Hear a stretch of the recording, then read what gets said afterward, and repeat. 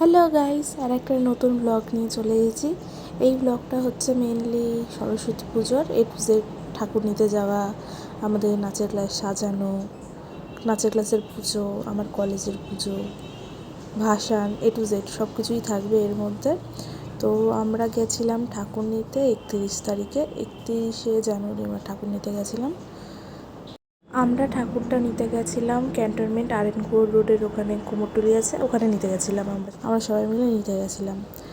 তো আমাদের ক্লাসে ঠাকুর ঢোকানো হচ্ছিল। আমার অন্য একটা ঠাকুর পছন্দ হয়েছিল, কিন্তু ওটা হলো না, আমরা এটা এনেছি। আগেরবার ঠাকুরটা বসা ছিল, এবারটা আমরা দাঁড়ানো নিয়েছি। এবার এই ঠাকুরটাও মিষ্টি হয়েছে, খুবই সুন্দর অবভিয়াসলি। তো আমাদের যেতে অনেক লেটই হয়েছিল। এটা যখন দেখছে তখন রাত 12টা বাজে। আমরা তখন ঠাকুর ক্লাসে নিয়ে এসেছি, সবাই মিলে ঢোকাচ্ছিল। আমরা কেউ মিটিংয়ে গেছিলো, কেউ কাজে গেছিলো, কেউ পড়তে গেছিলো, ওই জন্য সবাই ব্যস্ত ছিলাম। তাই আমাদের যেতে যেতে অনেকটা রাতই হয়ে গেছে, আর বাড়িতে ফিরতেও আমাদের রাত হয়ে গেছে। আর এটা হচ্ছে আমাদের ক্লাস সারানোর দিন, মানে শনিবার দিন, আগের দিন, সরস্বতী পুজোর আগে। গার্গি দিয়ে এই সবগুলো এঁকেছে, আর অ্যানিদি বসে তো পরিষ্কার করছিলো, বাকিরা সব ঠাকুরের গয়না টয়না পড়াচ্ছিলো, আর আমি বসে হালকা হেল্প করছিলাম, কিছু কাজ করিনি। আর এটা ডাইরেক্ট পুজোর দিন সকালে। আমি আগের দিন সারানোর দিন খুব একটা ভিডিও করিনি, একটা দুটো করেছি। আর এই যে দেখো, আমাদের মিমিদি কাজ করছে, সবাই কাজ করছিল। আমি বলতে গেলে খুব একটা কাজ করিনি, টুকটাক হেল্প করেছিলাম। সবাই মিলেই কত কাজ করছে দেখো। আর আমাদের ক্লাসে সব বাচ্চা কাচ্চারা চলে এসছে। আর এই যে আমাদের ঠাকুর সাজানো কমপ্লিট হয়ে গেছিলো, আমরা সব কিছু মোটামুটি হয়ে গেছে। ঠাকুরমশাইয়ের জন্য আমরা অপেক্ষা করছিলাম যে কখন আসবে ঠাকুরমশাই। ফাইনালি আমাদের মডার্ন ঠাকুরমশাই চলে এসেছিলো। সবাই আরও কত স্টুডেন্ট এসেছিলো, পরে একদম তো জায়গাই হচ্ছিলো না বসার, আমরা চেপে চেপে বসেছিলাম। আমাদের পুজো স্টার্ট হয়ে গেছিলো। দেখো, কেন বলেছিলাম মডার্ন ঠাকুরমশাই, ফোন দেখে মন্ত্র বলছে, তাই জন্যই আমি বললাম যে এটা আমাদের মডার্ন ঠাকুরমশাই। এটা অ্যাকচুয়ালি আমাদের ম্যামের দাদা হয়, সেই পুজোর করেছিল। তো তখন আমাদের আরতি করা হচ্ছে ঠাকুরকে।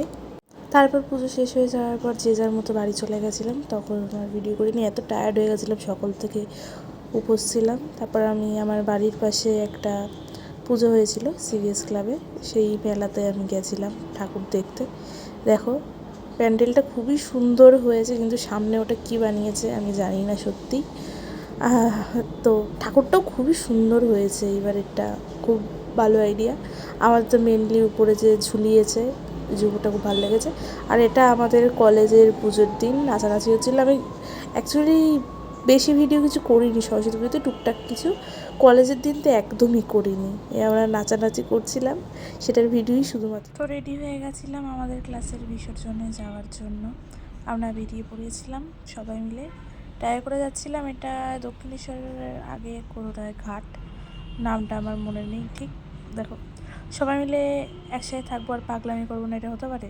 রাস্তার মাঝখানে আমরা গান চালিয়ে, এত জ্যামের মধ্যেও আমরা নাচানাচি করছি, চিল্লাচ্ছি। মানে আমরা একসাথে থাকলে যে কী করবো না করবো কোনো ঠিক থাকে না। খুবই মজা হয়, এই দিনটার জন্য আমরা সবসময় অপেক্ষা করে থাকি। দেখো, বলছিলাম জ্যাম আছে, কতটা জ্যাম। আমরা এখন আটকেও গেছিলাম। আমরা যে রাস্তায় যাচ্ছিলাম সেখানে আর একটা বিসর্জন হচ্ছিলো মানে আর একটা ঠাকুর নিয়ে যাচ্ছিলো বিসর্জনের জন্য। এটা অনেক বড় ছিল, র্যালিও বেরিয়েছিল সেই ঠাকুরের। তো লেট হয়েছে, তো গিয়ে আমরা ট্রাকে বেশি নাচানাচি করতে পারিনি, ওখানে নাচছিলাম আমরা। আর দিদি ঠাকুরের ঘরটা ধুচ্ছিল। তো এখন ঠাকুর বিসর্জন দেওয়ার জন্য ঘাটে নামিয়ে নিয়ে আসা হচ্ছিল। অনেকেই দেখে বলতে পারো বা ভাবতে পারো যে ঠাকুরটা কেন আমরা পাক দিলাম না। দিদি অলরেডি ঠাকুরের ঘরটা যে ওটা ডুবিয়ে ধুয়ে দিদি পাক দিয়ে নিয়েছিল, তাই জন্য ঠাকুরটা আর পাক দেওয়া হয়নি, আমরা ডাইরেক্ট বিসর্জনই দিয়ে দিয়েছি। তো এই বছরের সরস্বতী পুজো শেষ হয়ে গেল। আজকের ব্লগটা এইটুকুই, আবার আর একটা নতুন ব্লগ নিয়ে আসবো, আবার দেখা হবে, টাটা।